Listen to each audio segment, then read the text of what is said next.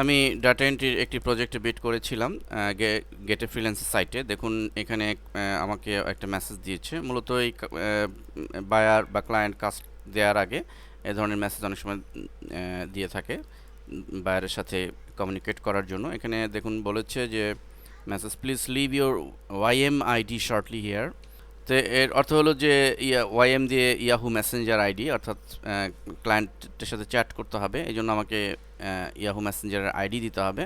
তো এই জন্য আমরা প্রথমে দেখুন এখানে you view answer this message, আমরা ঠিক এই লিঙ্কটাতে ক্লিক করব। ফলে লক্ষ্য করুন যে আমাকে গেটে ফ্রিল্যান্সার প্রাইভেট মেসেজের যে সেকশন রয়েছে সেখানে পাঠিয়ে দিয়েছে। এখানে মূলত আমি যেহেতু এই প্রজেক্টটি বিড করেছিলাম, এখানে আমি বায়ার আমার এম বা ইয়াহু মেসেঞ্জার আইডি চেয়েছে, সো আমি এখানে আমার যেটি রয়েছে সেটি আমি দিচ্ছি, alharabi@yahoo.com। ওকে, এখানে আমি শর্টলি কোনো আমি মেসেজ দিতে পারি বায়ারকে।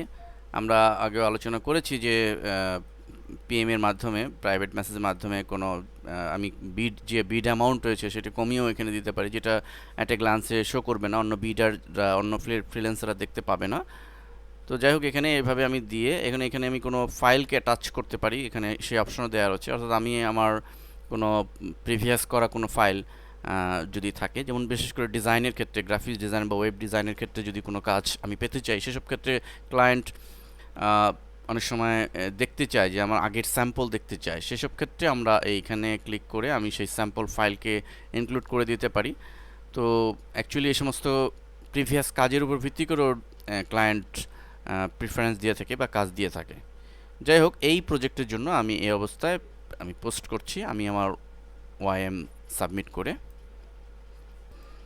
এখানে একটি কথা অবশ্যই উল্লেখযোগ্য যে আমরা যখন ওয়াইএম দিব তখন শুধু এভাবে দিতে হবে, এখানে @yahoo.com পুরোটা দেওয়ার প্রয়োজন নেই। পুরোটা দিলে মূলত এখানে অ্যালাউ করবে না।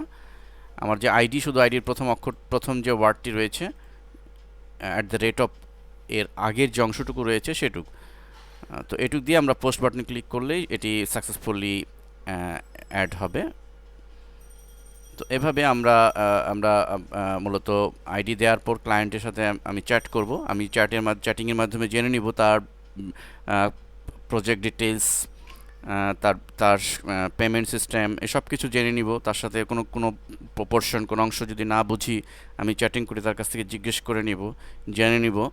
দেন আমি কাজ শুরু করব। পেমেন্ট সে কীভাবে করবে, গ্যাপের মাধ্যমে করবে না অন্য ভিন্ন পন্থায় করবে, স্ক্রু করবে না ভিন্ন সিস্টেমে করবে, সব কিছু জেনে আমি কাজ শুরু করব।